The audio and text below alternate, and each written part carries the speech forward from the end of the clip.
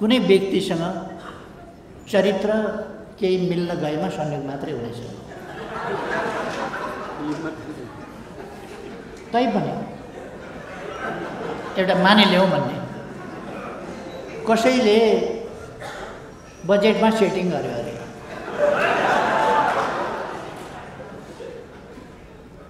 बाहिरका मान्छे ल्याएर करका दरहरू सेटिङ मिलाइ तोक्यो अरे, निःशुल्क त गरेन होला, गौदान गरे त होइन होला, स्वर्ग जानका लागि त त्यो काम गरे होइन होला, सीसीटीभीको फुटेज पनि गायब गरिदियो। फुटेज गायब गर्दा त्यो मेसिन चाहिँ रह्यो भने फेरि रिभाइभ हुन्छ भन्ने सुनेपछि मेसिनै गायब गरिदियो होला। एउटा पार्टीका विरुद्ध यत्रो पार्टी हो, साधारण खलिफाहरूले पनि भन्छ 1 by 1 आइज भन्छ। सडकमा यसो हुन्छ नि, सडकमा लड्नेहरूले पनि भन्छ क्या, त्यो सडक छाप हुन्छ नि, उसलाई पनि त्यत्तिकै खतरा छ। उपेन्द्रजी भएको है, उपेन्द्रजीलाई टिकट नबसाएर कुनै आपत छैन, अध्यक्षै भएको हुनाले।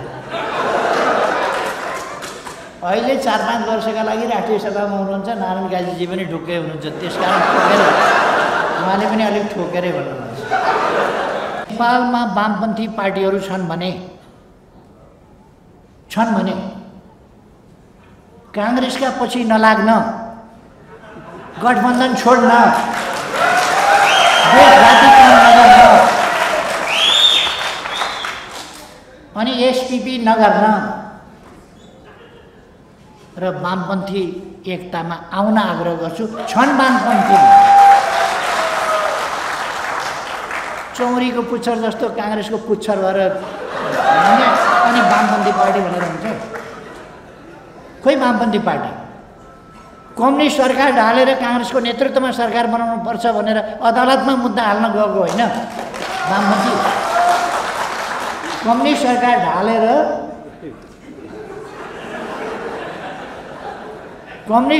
ढालेर शेरबहादुर देउवाजीको नेतृत्वमा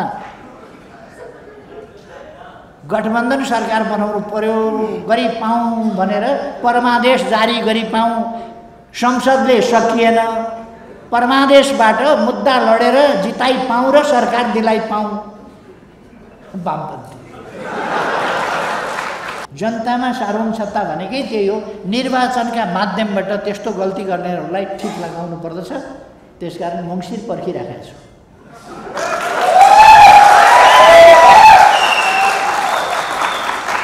ठिक लगाउनु।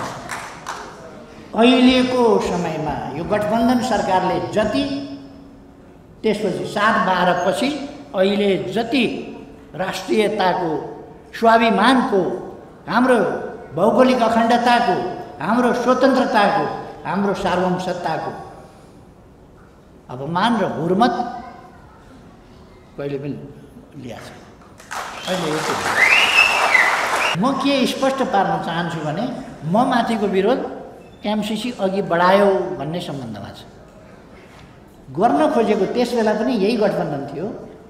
यही गठबन्धन जति बेर यो सम्झौता गरेको थियो एमसीसीसँग, यही गठबन्धनले गरेको थियो। एमसीसी सम्झौता गर्यो अनि कसरी लागू गर्ने अरे भन्दा खस्याखुसु भित्रभित्र पार्लियामेन्टमा ल्याउनु नहुने, मैले पार्लियामेन्टमा ल्याएँ, उहाँहरूको टाउको दुख्यो।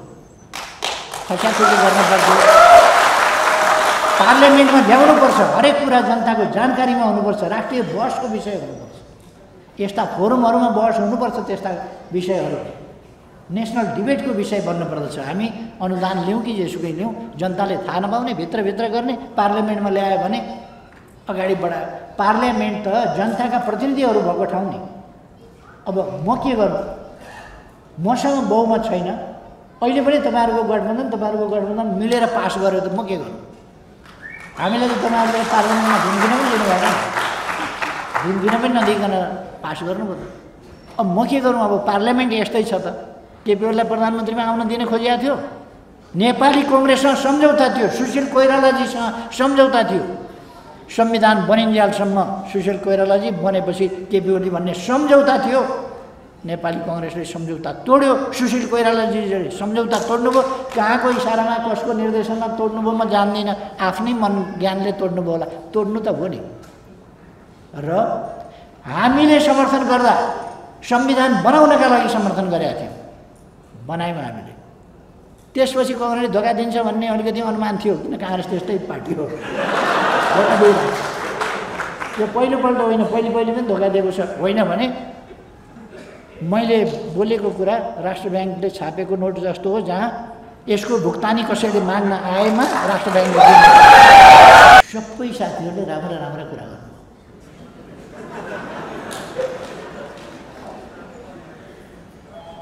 अब गठबन्धनमै रहेका पार्टीका नेताहरू हुनुहुन्छ, गठबन्धनमा रहेका पार्टीका अध्यक्ष नै समेत पनि हुनुहुन्छ, कुरा राम्रै राम्रो गर्नुहुन्छ। गठबन्धन अर्कातिर, गठबन्धन पश्चिमतिर हिँडेको छ, उहाँहरू पूर्वतिर।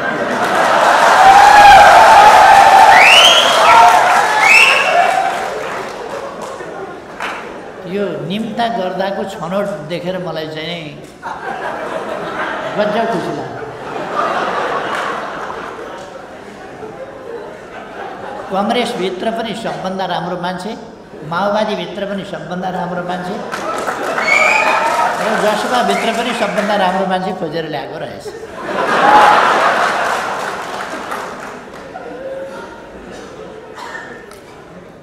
उहाँहरूले आफ्ना दृष्टिकोणहरू प्रस्तुत गर्नुभयो।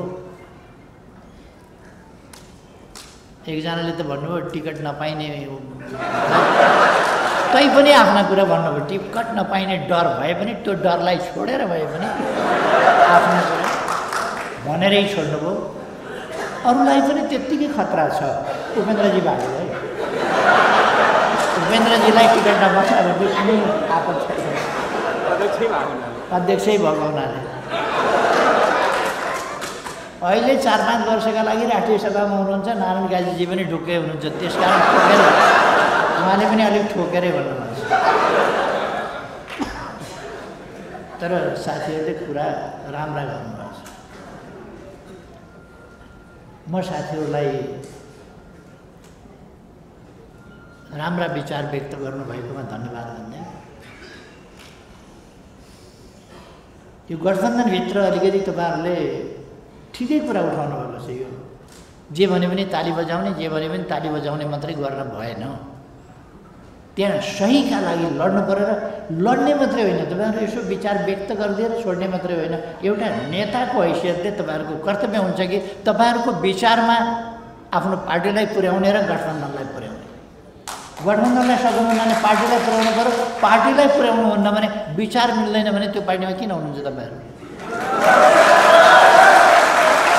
विचार मिल्दैन भने पार्टीमा किन?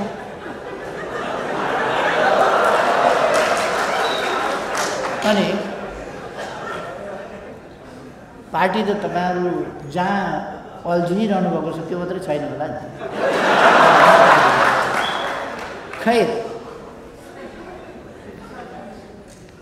त्यतापट्टि म नजाउँ, म प्रशंसा मात्रै गर्न चाहन्छु साथी, औधी धेरै प्रशंसा गर्न चाहन्छु।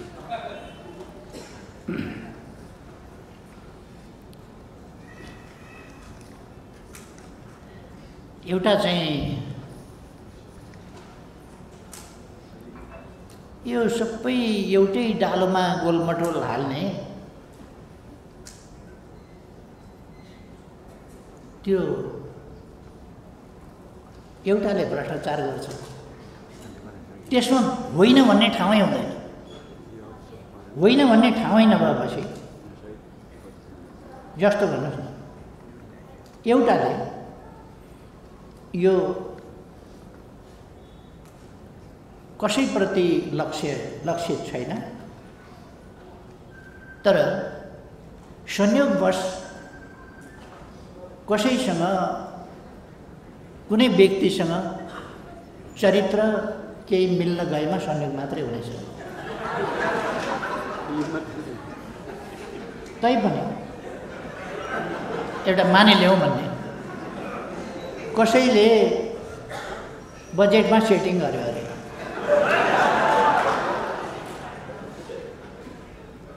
बाहिरका मान्छे ल्याएर करका दरहरू सेटिङ मिलाइ तोक्यो अरे। निःशुल्क त गरेन होला, गौदान गरे त होइन होला, स्वर्ग जानका लागि त त्यो काम गरे होइन होला, केही त होला। त्यसमा अझ त्यो तथ्य लुकाउनका लागि सीसीटीभीको फुटेज पनि गायब गरिदियो। फुटेज गायब गर्दा त्यो मेसिन चाहिँ रह्यो भने फेरि रिभाइभ हुन्छ भन्ने सुनेपछि मेसिनै गायब गरिदियो होला।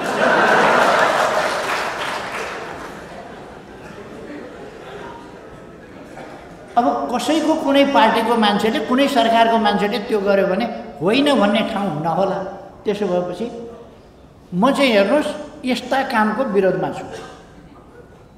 सबै पार्टी उस्तै हुन्, किन आफ्नो त नाइ भन्ने ठाउँ रहेन नि, सबै उस्तै हो नि।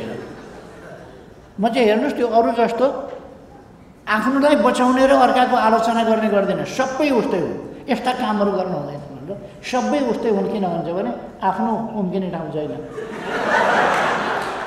त्यसकारण यो किन गर्ने?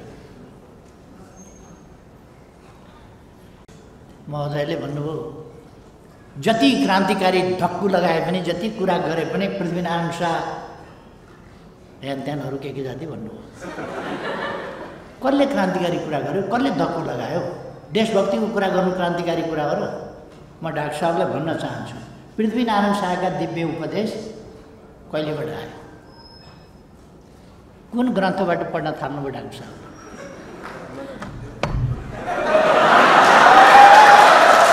कुन ग्रन्थबाट? पृथ्वीनारायण शाहको दिव्य उपदेश कसलाई दिएको? दिएको त पृथ्वीनारायण शाहले रहेछ। कसलाई दिएको, कहिले दिएको, कस्तो अवस्थामा दिएको? त्यो दिएको भए उसै बेलादेखि आयो कि 25 साल पुस 27 गतेबाट आयो? 25 साल पुस 27 गते दिव्य उपदेश आयो डाक्टर साहब। त्यसकारण पृथ्वीनारायण शाहका योगदान महान छ। एकीकरणको नेतृत्व गरे, एकीकरण आवश्यक थियो, एकीकरण सकारात्मक कुरा हो र पृथ्वीनारायण शाहको हामी एकीकरणको नायकको रूपमा प्रशंसा गर्छौँ। तर ओरिजिनल बुट्टा कुन थियो त्यसमाथि रङ थप कसले भर्यो? रङ भरेका कुराहरू चाहिँ अलिकति हेर्न पर्छ। दिव्य उपदेश मृत्युशय्यामा भएको मान्छेले आरामसँग दिव्य उपदेश भनेर मर्नभन्दा पहिले दिएको कि पछि?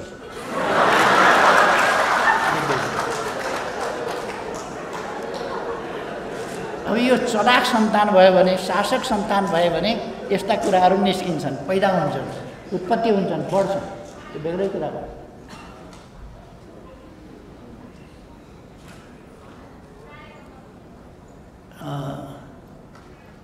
दिव्य उपदेश आउँदा म पनि 17 वर्षको भइसकेका थिएँ।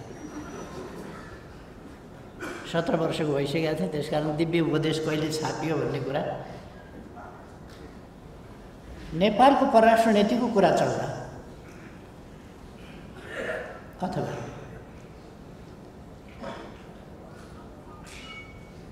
असंलग्न बान्डुन सम्मेलन हुँदा, असंलग्न आन्दोलनको शिखर सम्मेलन हुँदा, प्रथम असंलग्न आन्दोलन हुँदा यदुनाथ खनालहरूले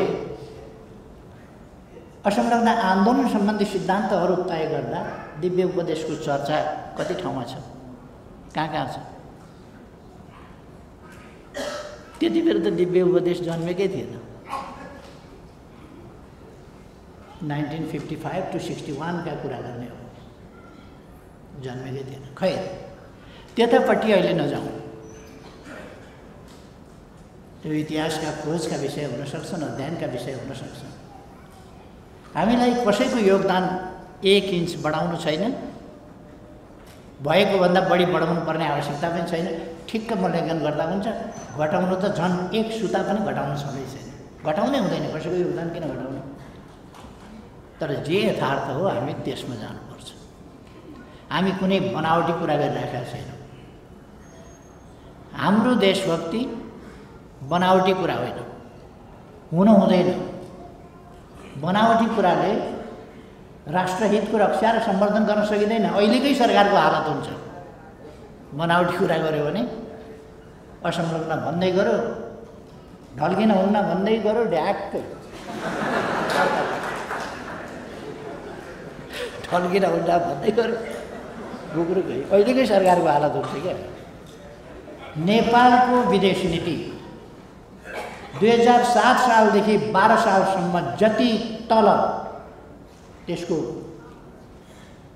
मापनको हिसाबले भन्ने हो भने 7 देखि 12 सम्म जति तल कहिल्यै गएन। त्यसबाट फेरि अलिकति बढ्दै घट्दै आयो होला। अहिलेको समयमा यो गठबन्धन सरकारले जति, त्यसपछि 7-12 पछि अहिले जति राष्ट्रियताको, स्वाभिमानको, हाम्रो भौगोलिक अखण्डताको, हाम्रो स्वतन्त्रताको, हाम्रो सार्वभौमसत्ताको अपमान र हुर्मत कहिले पनि लिएको छैन। अहिले प्रमाणसङ्गत कुरा गरौँ न, तथ्यसङ्गत कुरा गरौँ न। 7 सालपछि के भयो? सम्झौता कसले गरे, के गरे? नेपाली कङ्ग्रेसका नेताहरूलाई सम्झौता के भयो थाहा थियो? दिल्ली सम्झौता।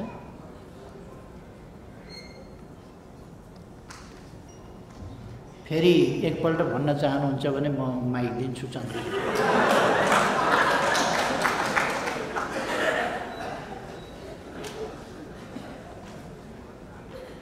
अब त्यसै गरेर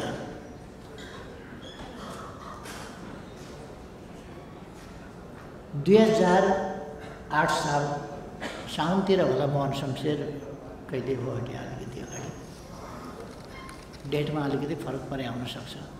2008 साल मङ्सिरतिर मातृका प्रसाद कोइराला नेपाली कङ्ग्रेसका सभापति प्रधानमन्त्री भए। माघ 4 गते भारत भ्रमणमा गए। माघ 11 गते भारत भ्रमणबाट फर्किए। फर्किँदा नेपालको उत्तरी सिमानामा भारतीय सैनिक चेकपोस्ट राख्ने भन्ने सम्झौता 17 ठाउँमा भारतीय सैन्य चेकपोस्ट राख्ने भन्ने सम्झौता गरेर फर्किए। गएको 4 गते, फर्किएको 11 गते।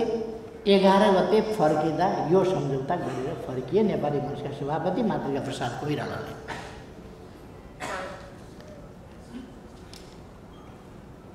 र त्यो कुरा 2026 सालमा कीर्तिदेवी विष्टको समयमा कीर्तिदेवी विष्टले आफ्नो पदलाई जोखिममा राखेर पद छोड्ने शर्तमा फिर्ता गराए।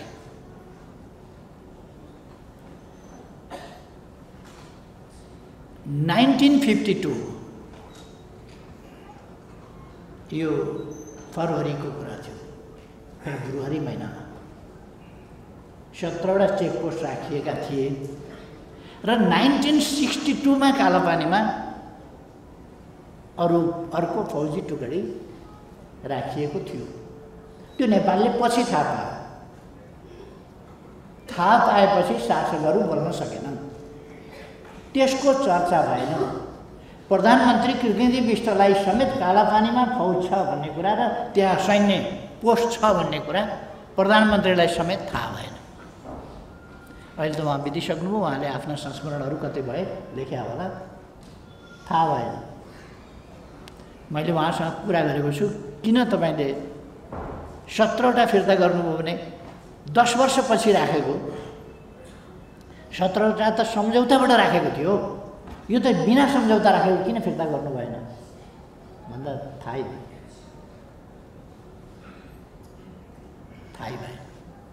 नत्र भने 17वटा सम्झौताबाट राखेकोलाई त फिर्ता गर्ने थिए, सम्झौता बिना राखेकोलाई फिर्ता गर त भन्ने थिए, त्यो फिर्ता भएन। र अहिले अहिलेको राजनीति के भएको छ? राष्ट्रियताका निम्ति कोही लड्यो भने त्यसलाई देखाएर प्रभु फलानालाई हटाएन भने त यस्तो त गरिसक्यो, अझ बढ्ता गर्छ, छिटो हटाउनु पर्यो भनेर त्यसमा सौदाबाजी गर्ने। ट्रान्सपोर्ट ट्रान्जिट एग्रिमेन्ट चीनसँग गरे बापत, चीनतिरबाट नाका खोले बापत, अनि मैले पहिलोपल्ट प्रधानमन्त्रीबाट हट्नु पर्यो होइन र, चीनबाट फर्किने बित्तिकै हटाउने क्याम्पेन चल्या भनेर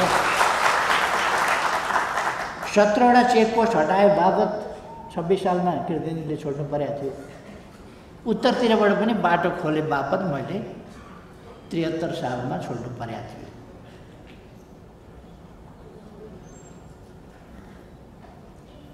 यसपल्ट फेरि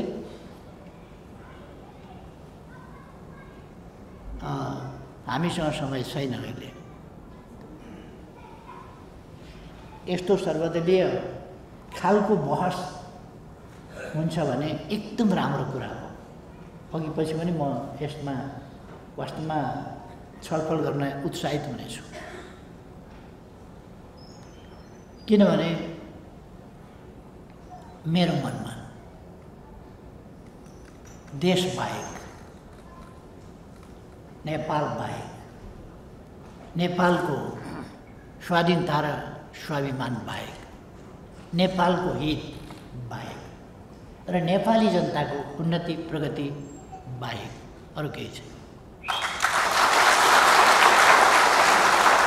उच्च नक्सा छापेपछि यसमा सौदाबाजी हुन्छ र त्यसका विरुद्ध एकजुट हुन्छन् र सत्ता साँठगाँठ, अपवित्र साँठगाँठ हुन्छ भन्ने कुरा मलाई थाहा थियो। थाहा भएर पनि मैले गरेँ।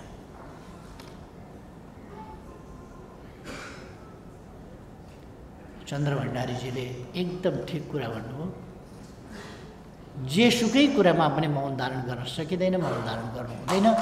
र हाम्रो डिप्लोमेसी भनेको घुँडा टेकेर सत्ता जोगाउने डिप्लोमेसी होइन। राष्ट्रिय हित बाहेक हामी चीनको भूमि कब्जा गरेर दाबी गरेर जान सक्छौँ होला र, चीनको भूमि दाबी गरेर नि यति मेरो हो भनेर जान सक्छौँ होला र, हामी भारतको भूमि यो चाहिँ मेरो हो भनेर दाबी गर्न जान सक्छौँ होला र, त्यो हाम्रो क्षमतै छैन नि। तर हाम्रो चाहिँ त हाम्रो भन्नु पऱ्यो नि, हामीले कुरा त्यति हाम्रो चाहिँ हामीले भन्नु पऱ्यो, त्यो चाहिँ हिम्मत गर्नु पऱ्यो। हाम्रो हाम्रो हाम्रो भूमि भनेको हाम्रो भूमि हो, त्यो चाहिँ जता जसले नियन्त्रणमा लिएको छ उसले फिर्ता गरिदिनु पर्यो। यो कुनै अरू ढङ्गले भनेको छैनौँ, हामीले वार्ताबाट तथ्य प्रमाणका आधारमा भनेका छौँ। हामीले 146 वर्ष सुगौली सन्धिभन्दा अगाडि त हाम्रो अरू टेरिटरी थियो, हामी हार्यौँ, हामी हार्यौँ, हाम्रो भूभाग गयो। जुन भूभागमा सम्झौता भयो कायम रहेर, त्यो अरू ठाउँका सिमानाका कुरा छोडिदिउँ। महाकाली सम्बन्धी यो पहाडी भेगको सिमाना जुन छ, उद्गमदेखि महाकालीको उद्गमदेखि यहाँसम्म तराईसम्मको सिमाना त फेरिया छैन। 146 वर्ष हामीले भोग चलन गरिसकेपछि 1962 मा भारतले कारण थिए होला, हाम्रा निम्तिका कारण थिएनन्, भारतका निम्तिका थिए होला, कारण थियो होला, तर त्यहाँ फौज राखियो र अहिले 60 वर्ष भयो। 60 वर्षदेखि हाम्रो भूभागमा भारतीय फौज। अब त्यो फिर्ता गर्नुपर्छ भन्ने कुरा हो। हामीले नक्सा नछापेर भारतसँग कुरा गर्न जाँदा हाम्रो चाहिँ लिम्पिया देउरा डिपुले कालापानी नभएको नक्सा बोकेर हामी जाने, भारतले चाहिँ हाम्रो भूभाग पनि सामेल गरेको नक्सा लिएर आउने, अनि हामी वार्ता के भनेर गर्छौँ? हाम्रो नक्सा पेश गर्दा बुझ्चै छ, उनीहरूको नक्सा पेश गर्दा त्यो बुच्चे भएको जमिन चाहिँ उनीहरूकै परेको छ भने के भन्नु?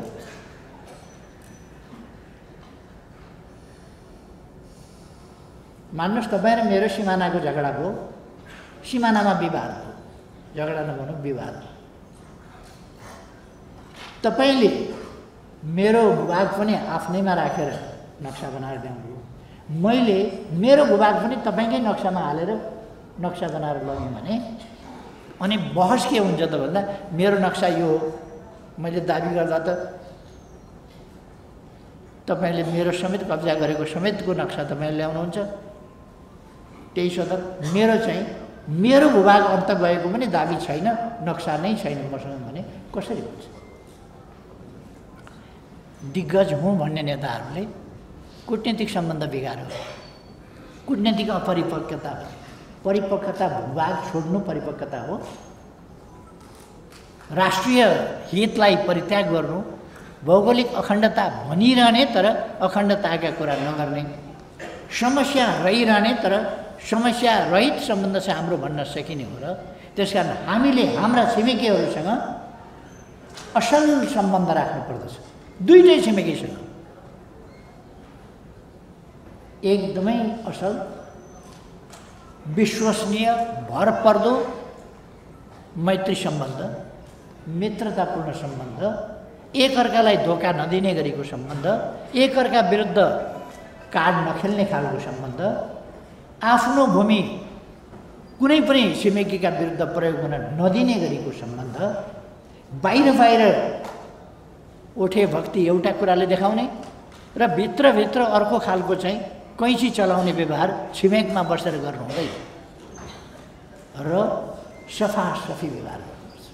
को त्यस्तो व्यवहारबाट आफ्नो आफ्नो भूमि, आफ्ना आफ्ना जायज हितहरूको रक्षा, आफ्नो आफ्नो पारस्परिक सहयोग आपसमा र पारस्परिक सम्मानका साथ अगाडि बढ्ने सम्बन्ध स्थापना गर्नुपर्छ। तपाईँहरूले आजको गोष्ठीमा एकदमै महत्त्वपूर्ण विषय राख्नुभएको छ। नेपालको वर्तमान भू राजनीतिक अवस्था र हामीले लिनुपर्ने बाटो। भू राजनीतिक अवस्था भनेको, भू राजनीतिक राजनीति भनेको के हो? भू राजनीतिक राजनीति भन्नुभएको छ क्या। भू राजनीतिक राजनीति भनेको, भू राजनीति भनेको एउटा अवस्थिति अर्को अवस्था, यो दुईटा कुरा मिलेर भू राजनीति हुन्छ। एउटा अवस्थिति अर्को अवस्था। हाम्रो देश धेरै विकसित भएको भए भू राजनीतिको स्थिति फरक पर्थ्यो। हामी पछाडि परेका छौँ, अल्प विकसित छौँ, त्यसकारण अविकसित छौँ, त्यसकारण भू राजनीतिको बेग्लै अर्थ छ हाम्रो लागि। हामी ठुलो देश भएको भए फरक पर्थ्यो होला, बलिया भएको भए फरक पर्थ्यो होला, होइन हामी ठुला ठुला दुईटा। र अर्को महत्त्वपूर्ण कुरा, ठुला ठुला दुईटा छिमेकी छन् मात्रै होइन, दुईटा भिन्न भिन्न राजनीतिक प्रणाली, सामाजिक आर्थिक सांस्कृतिक प्रणाली भएका देशहरू छन् ठुला ठुला, तिनका बिचमा हामी छौँ। एउटा तथ्य हो। अर्को हाम्रो अवस्था के छ, अरूको अवस्था के छ, त्यो कुरा हो। यस अवस्थाले पार्ने असर प्रभावहरूलाई ध्यानमा राखेर हामीले अगाडि बढ्नुपर्छ। त्यसो गरिरहँदा हाम्रो सार्वभौमसत्ता, हाम्रो स्वाधीनता, हाम्रो स्वतन्त्रता, हाम्रो भौगोलिक अखण्डता, हाम्रो जायज राष्ट्रिय हितहरू र हाम्रो राष्ट्रिय स्वाभिमान, यी कुराहरूलाई हामी छोड्न सक्दैनौँ र यी कुराहरूलाई हामीले नछोड्नु अन्याय होइन, कुनै ज्यादती होइन। हामी हाम्रा छिमेकीहरूसँग यसो भनिरहँदा सुमधुर सम्बन्ध कायम राख्न चाहन्छौँ र कुनै पनि प्रकारका समस्याहरू छन् भने ती हटाउन चाहन्छौँ। डुबान छ भने मौन धारण गर्नु हुँदैन डुबानको सम्बन्धमा। त्यसै कारण मेरो भ्रमणमा मैले डुबानको सम्बन्धमा कुरा गरेर संयुक्त समिति बनाइयो अध्ययन गर्न र कतिपय ठाउँमा खोल्ने काम गर्यो। अनि हामीले आफ्नो राष्ट्रिय हितलाई उत्तरतिरबाट बाटो खोलौँ, उत्तरतिरबाट रेल ल्याउँ, दक्षिणतिरबाट रेल ल्याउँ, व्यापार उत्तर दक्षिण दुवैतिर बढाउँ, आफ्नो त्यसका निम्ति उत्पादन छ भने नै हामीले व्यापार गर्ने हो। आयात गर्ने कुरालाई व्यापार भनिँदैन, उत्पादनको बिक्रीलाई व्यापार भनिन्छ। खास हामीले बेसाह गर्छौँ, उपभोग्य वस्तुहरू ल्याउँछौँ, उपभोक्ता बजार बनाउँछौँ, कार्यपत्रमा पनि छ उपभोग्य बजार। हामी त उपभोक्ता मात्रै बनेका छौँ। अहिले हाम्रा अगाडि यत्रो अवसर छ, दुईटा यति ठुला ठुला मार्केटहरू छ। खाली कमी के छ भन्दा हाम्रो उत्पादन छैन। त्यसकारण हामीले उत्पादन, पहिलो कुरा हाम्रो राष्ट्रिय आवश्यकता, हाम्रो राष्ट्रिय उपभोग, यसलाई पुग्ने गरेको उत्पादन विभिन्न क्षेत्रमा वृद्धि गर्नु पर्यो, जसले आयात घटाउँछ, आत्मनिर्भरता बढाउँछ। दोस्रो कुरा हामीले आफूलाई चाहिने भन्दा बढी अथवा कमसेकम टेक्नोलोजी भेल्यु, अरू भेल्युहरू एड गर्न सक्ने खालका उत्पादनहरू बाहिर पठाउन सक्नु पर्यो। त्यो सकिँदैन भने पनि हामीले सरदर हाम्रा उपजहरूलाई अन्तर्राष्ट्रिय मार्केट, त्यसमा पनि सबभन्दा पहिले त हाम्रा छिमेकहरूका मार्केट हामीले लिन सक्यौँ भने ठुलो कुरा हुन्छ। किनभने लगभग 40% भन्दा बढी जनसङ्ख्या यो दुईटा मात्रै हाम्रा छिमेकमा छ। विश्वको 40% भन्दा बढी जनसङ्ख्या हाम्रा छिमेकहरूमा छ। त्यसकारण हामीलाई उहाँहरूसँग छिमेकी फेर्न सकिँदैन। सुमधुर सम्बन्ध बनाउने बाहेक अर्को बाटो छैन। सुमधुर सम्बन्ध बनाउने एउटै सूत्र के हो भने अनुचित र असमान कुराहरू, अनुचित कुराहरू हटाउनु पर्दछ र उचित स्तरमा सम्बन्ध, उचित तरिकाले सम्बन्ध, उचित आधारमा सम्बन्ध। सम्बन्धका आधार औचित्यपूर्ण, तर्कपूर्ण, न्यायपूर्ण हुनुपर्दछ। हामीले भनेको थियौँ औचित्यपूर्ण, न्यायपूर्ण आधारमा हाम्रा सम्बन्धहरूलाई सुदृढ गर्नुपर्दछ, विस्तार गर्नुपर्दछ, उचाइमा लानुपर्दछ र आजको समय अनुकूल बनाउनु पर्दछ। पुराना मान्यता अनुसार होइन, आजको सम्बन्ध, आजको मान्यता अनुसारका सम्बन्ध। संयुक्त राष्ट्रसङ्घको बडापत्र, असंलग्न आन्दोलनका सिद्धान्तहरू, पञ्चशीलका सिद्धान्तहरू, हस्तक्षेपको नीति। अहिले मैले भनिरहनु पर्दा जस्तो लाग्दैन, हस्तक्षेपको नीति, सह अस्तित्वको नीति र यस ढङ्गले जानुपर्दछ। पारस्परिक सहयोगको हिसाबले एक अर्काको हस्तक्षेप र कुनै प्रकारको सुरक्षा थ्रेट नहुने गरी। हामी कहाँ सुरक्षा थ्रेट केही पनि छैन, राम्रो पक्ष छ। तर अरू कुरा म्याक्रो त उहिले हुने गर्थ्यो, क्याबिनेटमा भारतीय एम्बेसडर बस्नेसम्मको हुने गर्थ्यो। 7 साल 8 सालमा क्याबिनेटमा भारतीय एम्बेसडर आएर बस्थ्यो। त्यस स्थितिबाट आजको स्थितिमा आएका छौँ। प्रगति छैन भने प्रगति छ।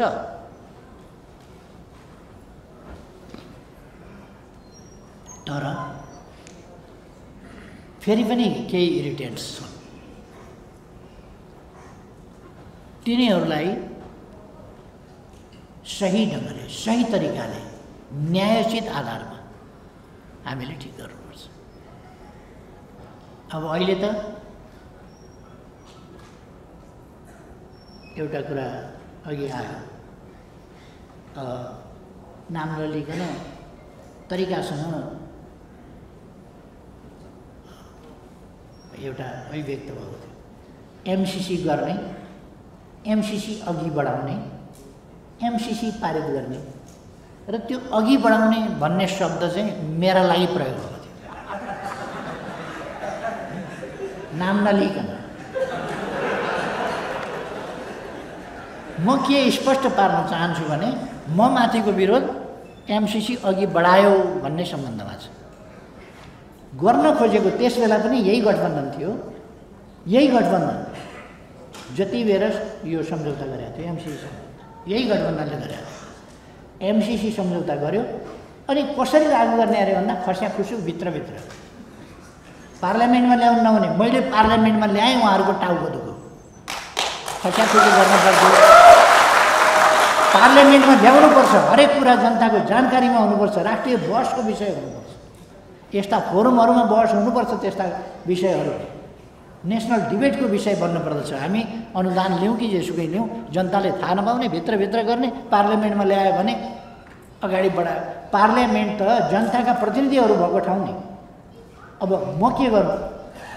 मसँग बहुमत छैन, अहिले पनि तपाईँहरूको गठबन्धन मिलेर पास गर्यो त म के गर्नु? हामीलाई त तपाईँहरूले पार्लियामेन्टमा ढुङ्गिन पनि दिनु भएन, ढुङ्गिन पनि नदिइकन पास गर्नु पर्यो। अब म के गरौँ? अब पार्लियामेन्ट यस्तै छ त। राष्ट्रिय आवश्यकता कहिले कहिले म भन्ने गर्छु, राष्ट्रिय आवश्यकता एकातिर हुन्छ तर संसदीय गणित अर्कातिर हुन्छ।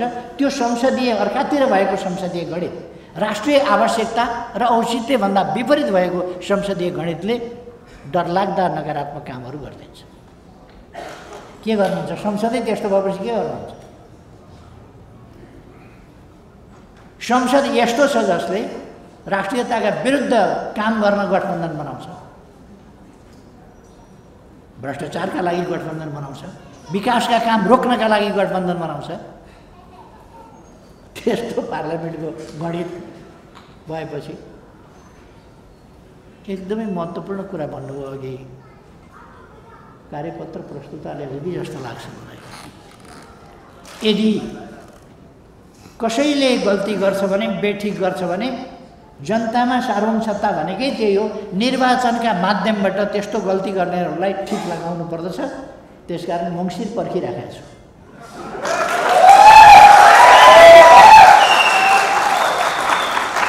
ठिक लगाउनु।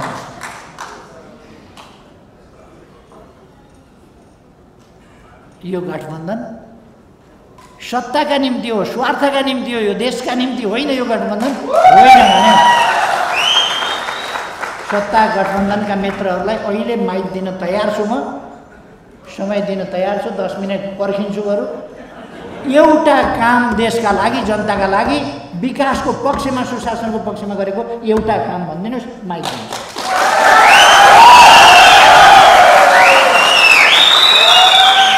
यसको छरसमान एउटै कुरा छ, यसको आतङ्क एउटै कुरासँग छ, एमाले। किनभने एउटा पार्टीका विरुद्ध यत्रो पार्टी हो।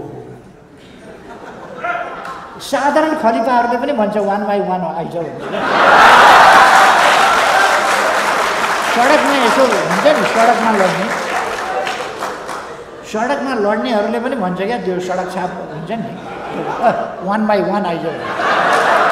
यहाँ त सब मिलेर एमाले यस्तो आतङ्क किन भयो भने यसले विकासका निम्ति केही गरेको छ, देशका निम्ति केही गरेको छ, जनताका निम्ति केही गरेको छ र यसले राष्ट्रियताको सन्दर्भमा केही गरेको छ। त्यसकारण यो यत्रो खतरा भयो। पहिलोपल्ट केपी ओलीलाई प्रधानमन्त्रीमा आउन दिन खोजिएको थियो। नेपाली कङ्ग्रेससँग सम्झौता थियो, सुशील कोइरालाजीसँग सम्झौता थियो। संविधान बनिन्जेलसम्म सुशील कोइरालाजी, बनेपछि केपी ओली भन्ने सम्झौता थियो। नेपाली कङ्ग्रेसले सम्झौता तोड्यो, सुशील कोइरालाजीले सम्झौता तोड्नुभयो। कहाँको इसारामा, कसको निर्देशनमा तोड्नुभयो म जान्दिनँ, आफ्नै मन ज्ञानले तोड्नुभयो होला। तोड्नु त हो नि। र हामीले समर्थन गर्दा संविधान बनाउनका लागि समर्थन गरेका थियौँ, बनायौँ हामीले। त्यसपछि कङ्ग्रेसले धोका दिन्छ भन्ने अलिकति अनुमान थियो, किन काङ्ग्रेस त्यस्तै पार्टी हो। धोका दिइरहेको यो पहिलोपल्ट होइन, पहिले पनि धोका दिएको छ। होइन भने मैले बोलेको कुरा राष्ट्र ब्याङ्कले छापेको नोट जस्तो हो, जहाँ यसको भुक्तानी कसैले माग्न आएमा राष्ट्र ब्याङ्कले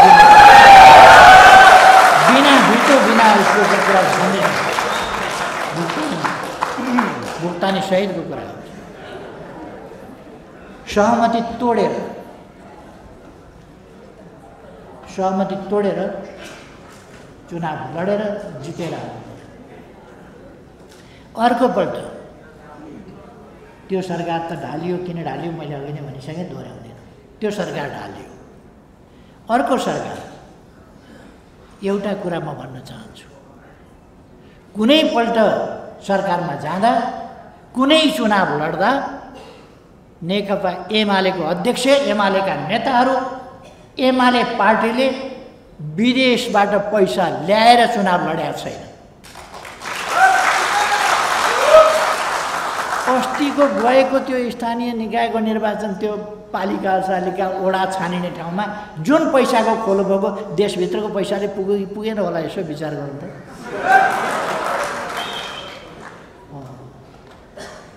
एउटा पालिकामा पैसा त कहाँबाट आयो भनेर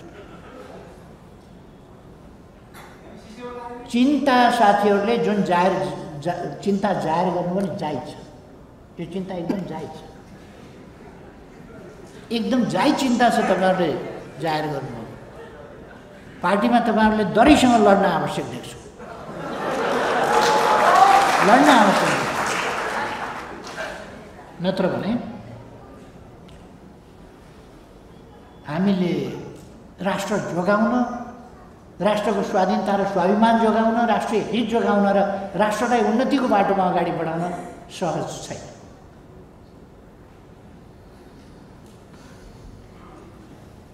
अलिकति अब तटस्थताका लागि साथीहरूले भन्नै पर्छ। अब मेरो धेरै उहाँहरूले अर्को पार्टीमा हुनुहुन्छ, एमालेको प्रशंसा गर्ने कुरा भएन, एमालेको नेता प्रशंसा गर्ने भएन, तर जति बोल्नुभयो त्यसका लागि धेरै धेरै धन्यवाद गर्नुपर्छ। यो साथलाई म एकदमै धन्यवाद गर्छु, साह्रै आँटिलो सत्यप्रति तपाईँहरूको निष्ठालाई सलाम छ। त्यस्ता पार्टीमा भएर पनि यस्ता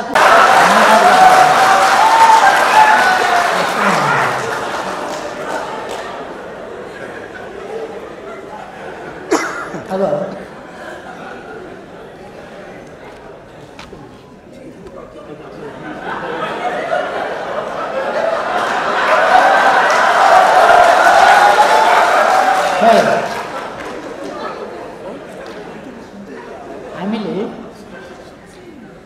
हामीले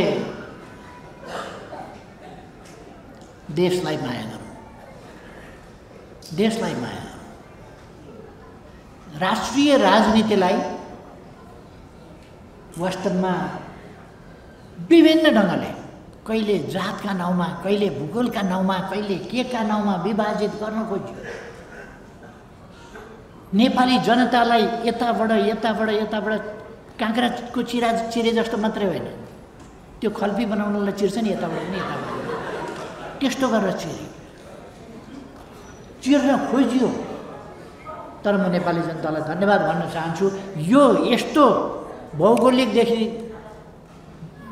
यो वनस्पतीय, जैविक र सामाजिक विविधता युक्त देशमा चिरा पारेर हामी ध्वस्त हुन्थ्यौँ।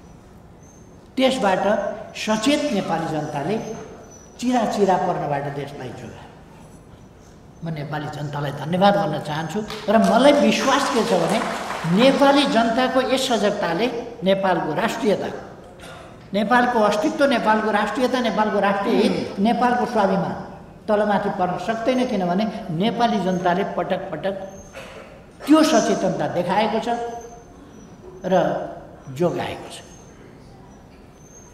राष्ट्रियता जोगाउनका लागि एकदम ठिक भन्नु, एकता चाहिन्छ।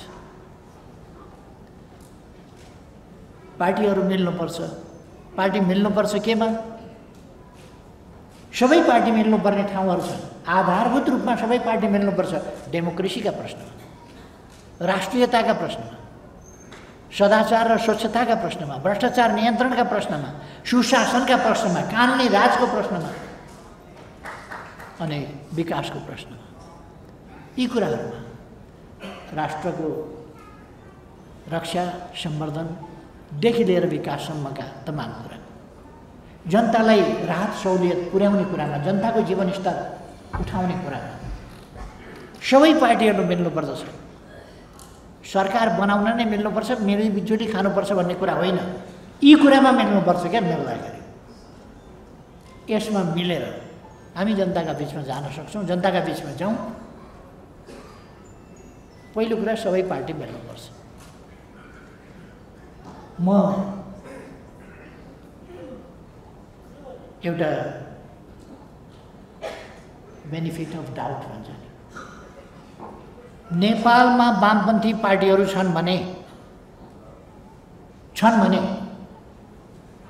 काङ्ग्रेसका पछि नलाग्न, गठबन्धन छोड्न, देशघाती काम नगर्न अनि एसपीपी नगर्न र वामपन्थी एकतामा आउन आग्रह गर्छु। छन् वामपन्थी चौरीको पुच्छर जस्तो काङ्ग्रेसको पुच्छर भएर अनि वामपन्थी पार्टी भनेर हुन्छ? खोइ वामपन्थी पार्टी कम्युनिस्ट सरकार ढालेर काङ्ग्रेसको नेतृत्वमा सरकार बनाउनु पर्छ भनेर अदालतमा मुद्दा हाल्न गएको होइन वामपन्थी। कम्युनिस्ट सरकार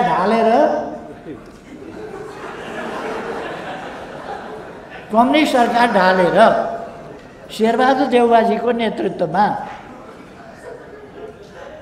गठबन्धन सरकार बनाउनु पर्यो, गरी पाऊँ भनेर परमादेश जारी गरी पाऊँ, संसदले सकिएन, परमादेशबाट मुद्दा लडेर जिताइ पाऊँ र सरकार दिलाइ पाऊँ। वामपन्थी अनि शेरबहादुर देउवाको नेतृत्वको गठबन्धनको रक्षा गरौँ, वामपन्थी।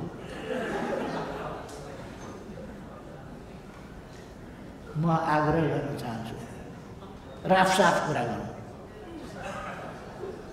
कोही वामपन्थी हुनुहुन्छ भने आउनुहोस्,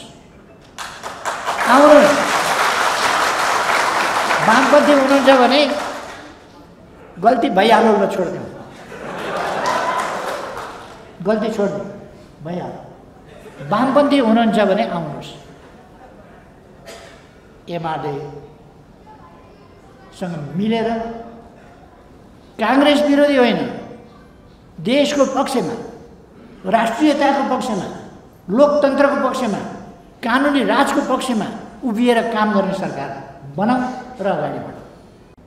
मतपत्र च्यात्ने, टोक्ने, मतपेटिका फेर्ने होइन, निष्पक्ष ढङ्गले चुनाव, शान्तिपूर्ण स्वतन्त्र वातावरणमा चुनाव बनाउने, लोकतान्त्रिक अभ्यास गर्ने सरकार बनाउन एउटा नमुना सरकार दिउँ। आउनुहोस्, वामपन्थीहरू कोही हुनुहुन्छ भने।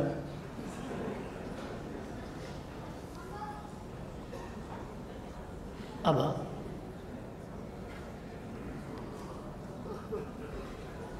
त्यो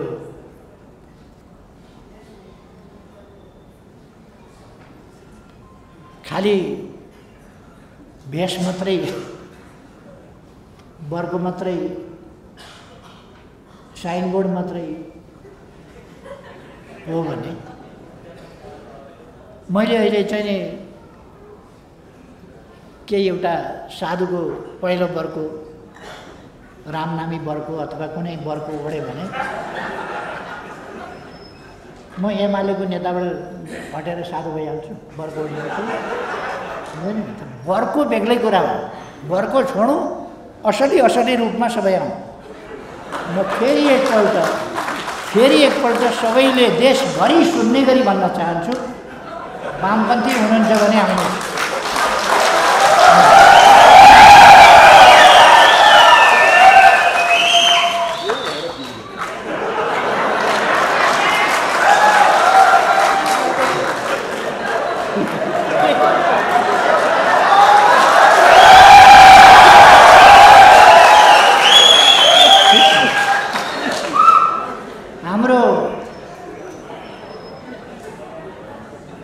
हाम्रो भूराजनीतिक अवस्था, मैले अघि भने अवस्थिति र अवस्थाले भूराजनीति हुन्छ, त्यसको उपज हो भूराजनीति। भूराजनीति त्यसको समग्रता हो।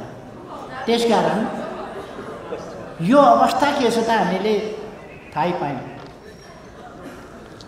कमसेकम राष्ट्रिय प्रश्नमा ठिक छ, राष्ट्रिय प्रश्नमा एकजुट भएर जाउँ, अरू कुराहरूमा एकजुट भएर जाउँ, एउटा सकारात्मक लोकतान्त्रिक बाटोतर्फ राष्ट्रिय राजनीतिलाई लैजाउँ। एमालेको सधैँ त्यसमा चाहिँ सहमति छ। आधारभूत प्रश्नमा नेपाली कङ्ग्रेससँग मिल्न नसकिने होइन, लोकतन्त्रको रक्षा गर्ने, सुदृढीकरण सँगै मिलेर पनि लोकतन्त्र ल्याइयो। कङ्ग्रेस कस्तो गर्छ भने सङ्घर्षको मैदानमा कति छ, के छ, तर पछि त्यसको प्रतिफल आइसकेपछि अरूलाई त्यसको यसो चुडेर छेउ पनि दिन चाहँदैन क्या जसको जस जति सालको आन्दोलनको अहिले म व्याख्या गर्न चाहन्न है। तर काङ्ग्रेसले यस्तो जिम्मा दिएको छ त्यो अलिकति टुक्रो पनि चिमटेर अरूलाई जिम्मा लाउन चाहँदैन। म काङ्ग्रेसको हिस्ट्रीको बारेमा धेरै जान चाहन्न, पछि पार्टीमा फेरि चन्द्रजीलाई धेरै गाह्रो पार्छ। त्यस्तो भनेको सुनेर बसिरहेछ किन उठेर मागे। तर शपथ ग्रहणमा भन्ने गर्छन् नि, शपथ ग्रहणमा भने जस्तै यस्तो छोएर जसरी भनिन्छ म साँचो बोल्छु, सत्य बोल्छु, सत्य बाहेक केही पनि भन्दैन, सत्य बोल्छु। गीता छोएर भन्नु होइन, गीतै किन छुनु पर्यो र एउटा मात्रै धर्मशास्त्र किन छ? कसैले बाइबल सुन्छन्, कसैले गीता सुन्छन्, कसैले के सुन्छन्। म नेपाली जनतालाई मनमा राखेर, नेपाली जनतालाई शिरमा राखेर भन्न चाहन्छु, सबैले सुन्नु सत्य बोल्छु, सत्य बाहेक केही पनि। अब तर अहिले म त्यो इतिहासको विवेचनातिर जान चाहन्छु। विगतमा जे भए, मैले भने विगतमा जे भए, अब अगाडि लोकतान्त्रिक मूल्य मान्यता अनुसार चलौँ, राष्ट्रिय हितलाई सर्वोपरि राखेर देशको सार्वभौमसत्ता, स्वाधीनता, स्वतन्त्रता, भौगोलिक अखण्डता र राष्ट्रिय हितहरूलाई सर्वोपरि राखेर असंलग्न तटस्थ परराष्ट्र नीति अन्तर्गत अगाडि बढौँ। यस कुरामा यदुनाथ खनाल जो एक ढङ्गले भन्ने हो भने परराष्ट्र नीतिका, नेपालको परराष्ट्र नीतिका एक ढङ्गले भन्ने हो भने फाउन्डर जस्तो उहाँ। त्यसपछि टङ्कप्रसाद आचार्यले जुन कुराहरू स्थापित गर्न खोज्नुभयो ती कुरा